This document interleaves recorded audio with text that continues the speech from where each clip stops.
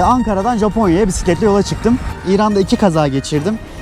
2 kaburga kemiğim kırıldı. Güzel bir maaş. Yani $2500 bir maaş alıyordum. Oğlum hani bir kız bulamadın mı hala? Al da gel artık yani. Evet. Yol yok yani. Hani Türkiye'deki yolları öpersin başına koyarsın. Çocukluğumdaki lezzeti almaya başladım ya. Yediğim yemekten, uyuduğum uykudan. Dünyanın bir ucundan bu videoyu size ulaştırmama katkı sağlayan sağlıklı su arıtma cihazı Aura Sebulon sponsorluğuyla başlıyoruz. Türkiye'nin lider su arıtma markası Aura Sebulon Unique sunar. Hepinize yeni bir videodan selamlar. İlk konuğum, ilk misafirim, değerli dostum. 4 yıl önce Brezilya'da, Arjantin'de yolumuzun kesiştiği sevgili dostum Burak. Selam. Şap. Dostum selamlar. Selamlar kankam. Çok şükür kavuşturana. Kavuşturana çok şükür. Ben Burak'tan şöyle bahsedeyim. Gönlü çok güzel, yüzü gibi. Maşallah nazarlardan saklasın. Nazar boncuklarını bekliyorum yorumlara. Eyvallah. Ve Burak dostum demin dediğim gibi yani milyonda bir değil mi abi? Hani Evet, ChatGPT'ye sormuş geçen bir bisikletli arkadaşım. O demiş ki ChatGPT milyonda birdir bisikletle dünyayı gezen. Evet. Ben de bisikletle Ankara'dan doğduğum şehirden en doğuya doğru doğum günü hediyesi olarak yola çıktım arkadaşlar. Ankara'dan Japonya'ya gidiyorum. hedefe bak. Ya yolun güzelliğine bak. Ben sizden önce bir tık dinledim. Ama siz de ilk defa dinleyeceksiniz. Yolda başına olaylar geldi. Evet. Değil mi? Yani 2 kaza geçirdim. Evet. 2 Neler ameliyat. oldu abi? Önce Adıyaman'da ciddi bir diş ameliyatı geçirdim. 1,5 saat sürdü. Hani başıma gelenleri söyleyeyim. İran'da 2 kaza geçirdim. 2 kaburga kemiğim kırıldı. Daha yeni iyileşiyor. Ve şu an Sri Lanka'dayız. 4 aydır yoldayım. Kuzey Irak bölgesini, o Kürt bölgesini geçtim. Sonra İran'a girdim. İran'ın Irak sınırından girip en güneyine kadar ilerledim. Ve oradan uçtum Sri Lanka'ya. Evet. Ve Sri Lanka'da çok şükür bizim yolumuz kesişti. Evet. Peki abi seni bu yola çıkartan neydi? Çünkü dolgun bir maaşla beyaz yakalı Evet, kurumsal bir şirkette çalışıyordun. Peki ne oldu da abi sen o yolu bırakıp, konfor alanını bırakıp böyle bir yola girdin? Evet, hayatımda her şey aslında maddi anlamda yolunda gidiyordu. Tam da böyle işte 29 yaşındaydım 1 yıl önce. Güzel bir maaş, yani $2500 bir maaş alıyordum. Güzel para. Ev kiramı bile şirket ödüyordu. Böyle bir durumdayken fark ettim ki her ne olursa olsun para beni mutlu etmiyor. Ben bu değilim. Daha önce de dediğim gibi biz Melih'le önce Brezilya'da sonra Arjantin'de karşılaşmıştık. Benim de bir gezgin tarafım vardı ama paylaşmıyordum o zamanlar. Şu anda sosyal medyada var. Abi hemen bir oraya ben zaten etiketleri koyacağım üst tarafa ama Evet. senin ağzından sosyal medya adreslerini paylaşırsan Tamam. bu kıymetli yolculuğunda değerli izleyicilerim izler. Bir de benden de selam gönderir diye düşünüyorum. Eyvallah. Burak Flows ismi hesaplarımın hem YouTube'da hem Instagram'da aynı. O gezgin tarafım beni rahat bırakmadı. Ben de 30. yaşıma çok güzel bir hediye olsun diye Ankara'dan Japonya'ya bisikletle yola çıktım. Buradan sonra da Hindistan'a inşallah. İnşallah. Abi çok zor yollardan geçtin. Sosyal Evet. medyadan takip ettim. Ama çok güzel bir motivasyonun var abi. Eyvallah. Parlıyorsun çok şükür. Eyvallah. Sen de öylesin kankam. Işıldıyorsun ve sayınız çok az abi.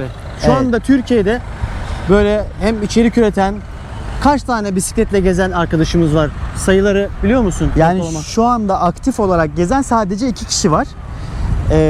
Bir Selahattin vardı Gezbaltacı. O Türkiye turunu tamamladı. Yani Aha. bıraktı. Şu anda aktif olarak Gürkan abi var. Gürkan Genç. Yine çok meşhur senin yani, tabii. izleyicilerinden de bilen çoktur. Evet. O 15 yıldır geziyor. Gürkan abi farklı bir level arkadaşlar. Evet o, yani. o bizim Selamlar yani. Gerçekten. Gürkan abiye selamlar. Üstadımızdır Evet. yani. Bir de ben varım. Ben de gidiyorum öyle tıngır mıngır. Keyfim çok yerinde.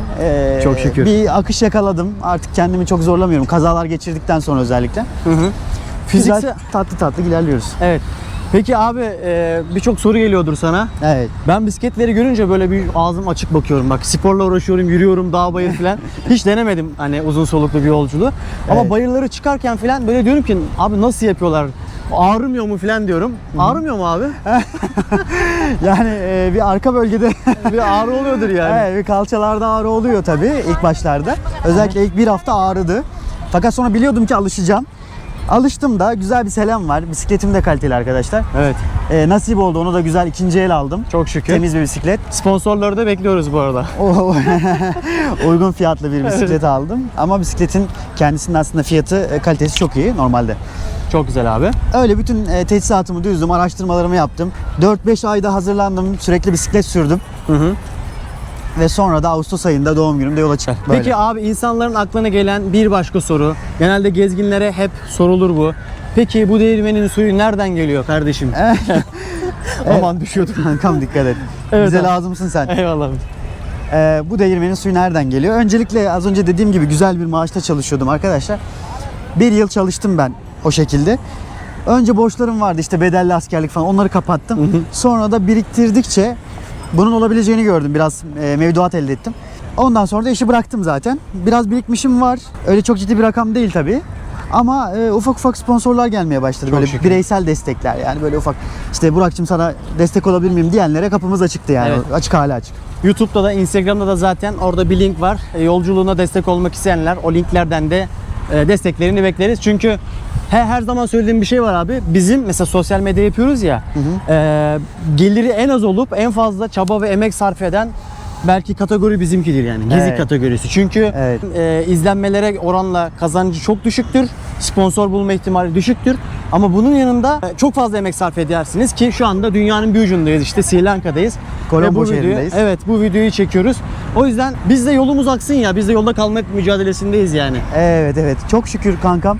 Hani destek de geliyor, sadece insanlardan da değil yani, hani. Hı.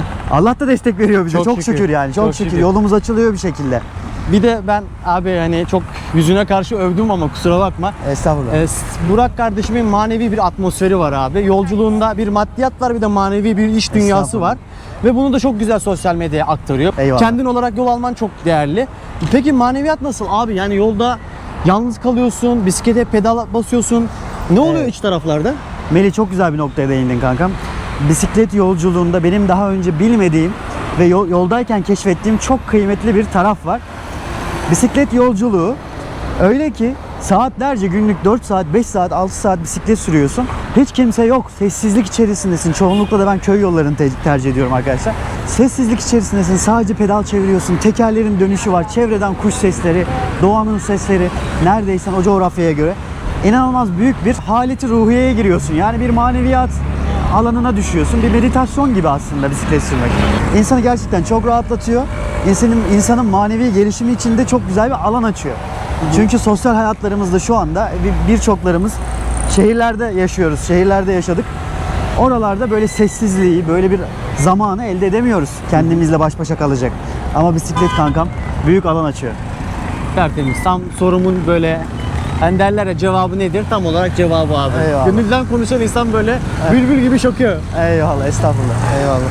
Dostum, yol akıyor. Muhakkak çevreden böyle bir tepki olmuştur. Çevre nasıl bir tepki verdi? Etrafta demediler mi artık 30 yaşına geldin, ne bu evlenecekken böyle bir maceraya çıkmak? Bunu ilk başta diyen benim babam arkadaşlar. Evet. Hala her gün arar. Oğlum hani bir kız bulamadın mı hala? Al da gel artık yani bir tanesini. Gittiğin yerlerden yeter diyor adam. Fakat kim ne derse desin dostlar, hayat çok kısa. Hata da yapabiliriz. Hepimiz hata yapabiliriz. Hepimiz insanız. Ama önemli olan arzu ettiklerimizi yaşamak, hatalarımızdan da ders çıkarmak. Sabit kalma gibi bir planın var mı ileriden planlarda? Yani şey misin, hani bazen şey diyor, geziyor, bisikletle geziyor, hatta yürüyerek geziyor. Bunun bir gelecek planı yoktur. İşte böyle bir hayatı tasavvur etmiyorum. Hatta daha sert bir şekilde de eleştiriye maruz kalabiliyoruz bazen. Çünkü bizi gezerken gören insanlar şey düşünüyor. Bizde hiçbir gelecek plan yok, hiçbir kaygı yok. Her şeyi saldık artık, Mevlam kayıra, öyle gidiyor Evet, zannediyor. evet. Sen bu konuya ne diyorsun abi? Sence böyle mi, yoksa biz de geleceğimizle alakalı planlar, programlar yapıyor muyuz? Vallahi dün seninle biz 5 saat oturduk bir kafeteryada. Geleceğimiz üzerine, neler yapabiliriz üzerine çok güzel sohbet ettik. Evet. Bu zaten doğrudan cevap bu soruya. Tabii ki gelecek planlarımız, arzularımız, hayallerimiz var. Farklı işler de düşünüyoruz. İnşallah bir şeyler olur. İnşallah, inşallah. O yüzden sorumluluk sahibi olduğumuz, artık daha ayaklarımızın yere sağlam bastığı olgun adamlar olduğumuzu ya da o yolda olduğumuzu, bayağı yakın olduğumuzu düşünüyorum. Evet. 4 yıl önce tanıştığımızda ikimiz de daha gençtik. Daha farklıydık. Şu an çok daha olgun olduğumuzu düşünüyorum. Çok şükür. Aradan 4 yıl geçmiş. Evet. Düşünsenize yani, dünyanın bir kıta ucundaki kıtada aynı böyle bir sohbet. Neşet Ertaş dinliyoruz. Arjantin'de bir parka oturduk. O zamanki telaşelerimizle şu andaki telaşelerimiz çok farklı. Evet. Konuştuğumuz konular çok farklı. İkimiz de birbirimizdeki olgunlaşmayı Evet. görüyoruz orada, değil mi? Çok Evet. çok. Ya dün akşam ettiğimiz sohbette bunu tekrar söylemiştik birbirimize kankam, hatırlarsın. Evet. Sohbetimizin kalitesi artmış ya. Ne Evet. kadar güzel sohbet ettik çok şükür. Çok şükür. Ve kankam geldik geçtiğin yerlere. Nerelerden geçtin abi? Yani bu yolculukta nelere şahit oldun? Ben biraz da bunu öğrenmek istiyorum. Ankara'dan çıktıktan sonra dediğim gibi doğuya doğru bir güzergah çizdim. Önce Türkiye'nin doğusuna doğru ilerledim. İşte Kayseri'den bir başladım, Ankara'dan sonra Malatya, Adıyaman, sonra Diyarbakır, Siverek, Diyarbakır, Mardin, Cizre ve Kuzey Irak.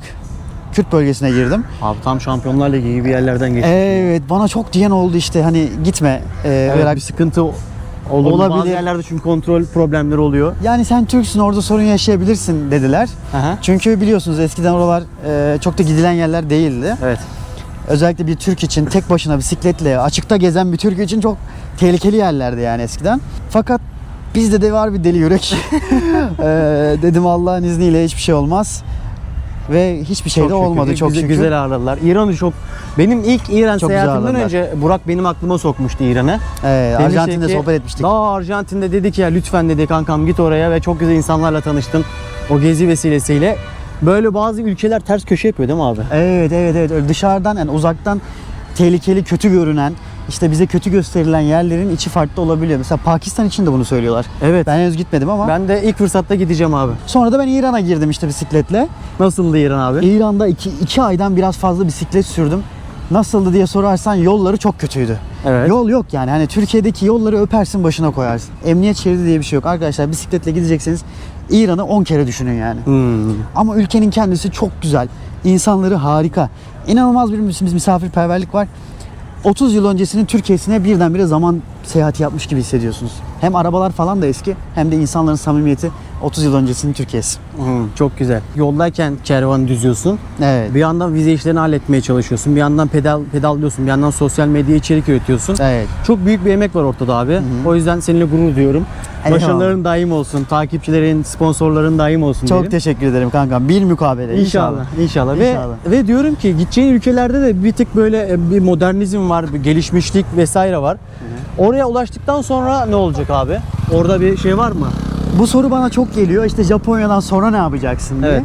Evet. Dostlar, biz yarın ne olacağımızı bilmediğimiz bir dünyada yaşıyoruz. O kadar da uzun vadeli ne olacağını planlayamam şu anda. Bilmiyoruz. Hiç belli olmaz. Bisiklet yolculuğu yapıyorum. Evet.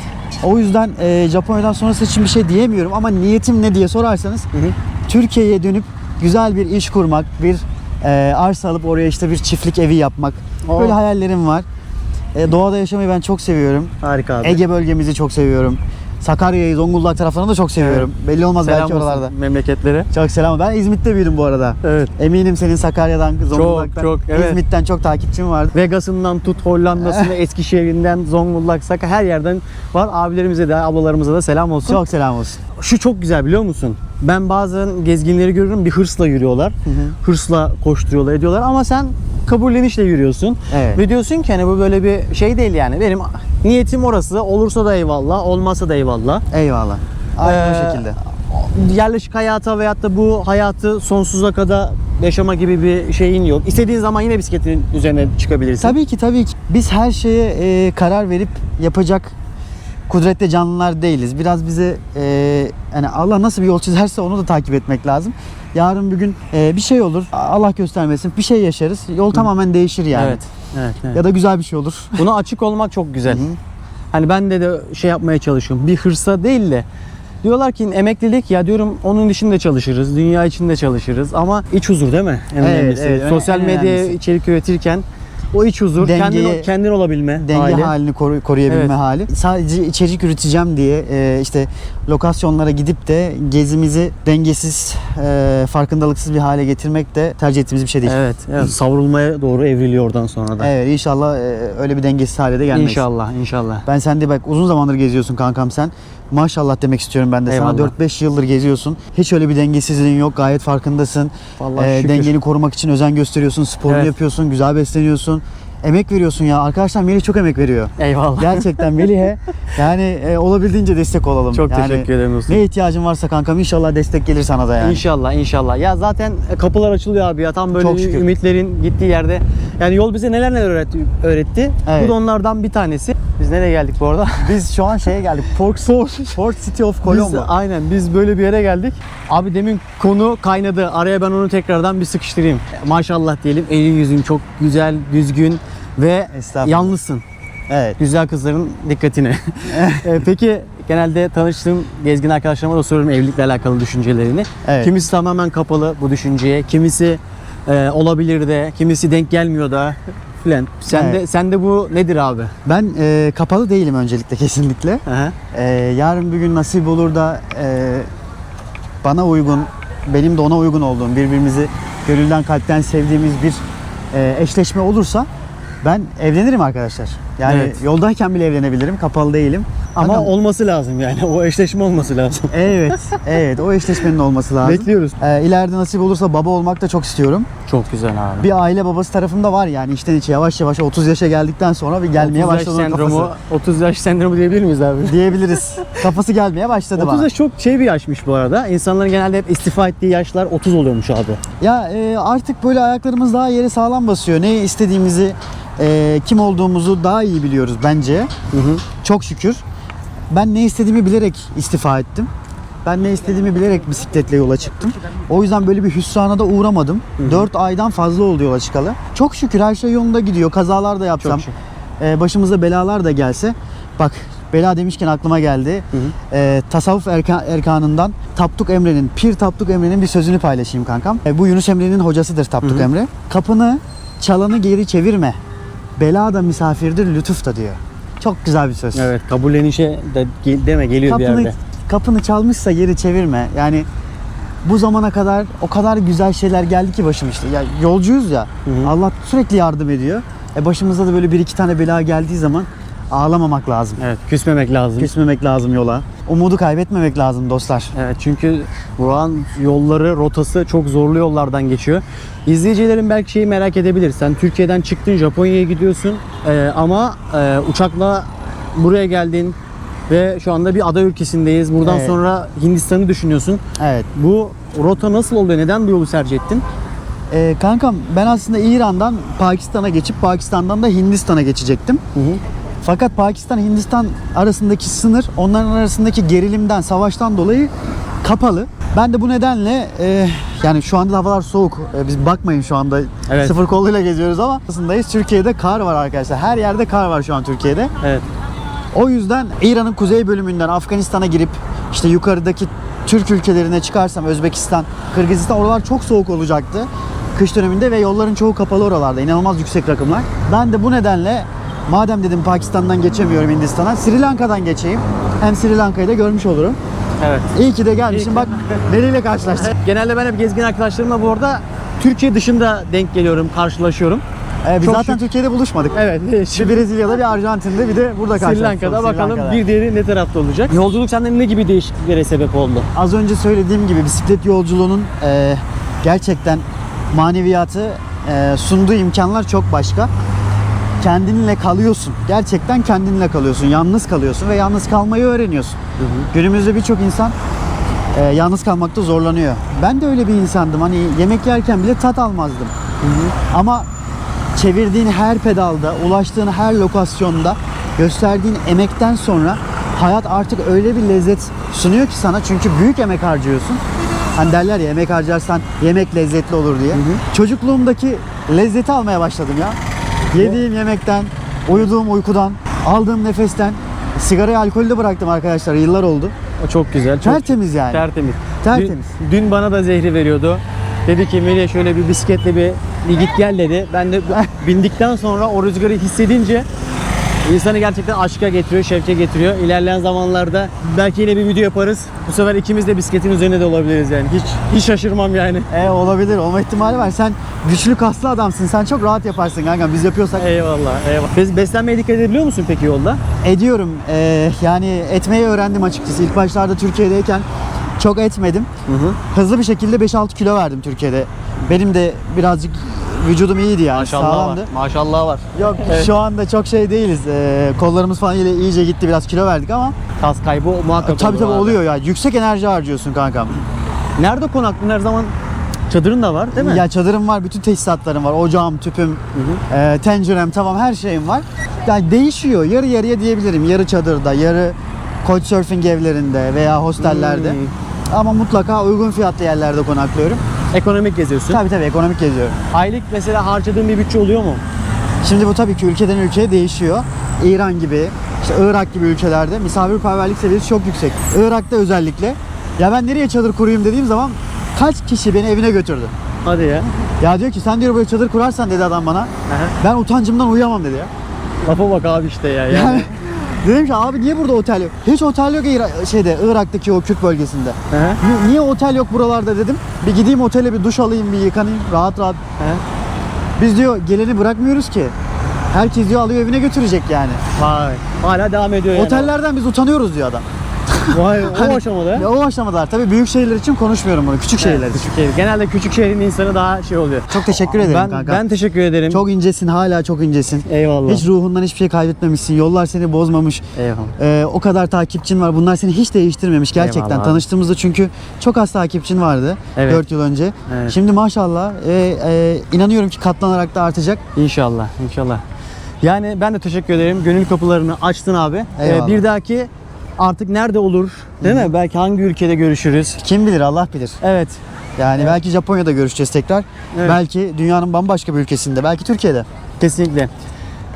Bu sohbetimizi de size açtık. Düşünceleriniz, duygularınız bizim için önemli. Hep şey deriz yani insanlar birbirine aynı olur. Kimisi yorumlarıyla oluyor, kimisi sunduğu videolarla, fotoğraflarla oluyor. Elimden geldiğince içerik üretip size sunmaya çalışıyorum yolda. O yüzden beğeni, yorum, hype bu gibi şeyler, algoritmanın sevdiği şeyler, YouTube'un da sevdiği şeyler. YouTube sizin yorumlarınızı görüp başkalarını öneriyor. Bizim de tezgahımız böyle dönüyor diyebilirim. Yani olayın asıl özeti bu. Bir dahaki videolarda görüşmek üzere. Kendinize iyi bakın. Hoşçakalın. Türkiye'nin lider su arıtma markası Aura Sebilon Unique sundu.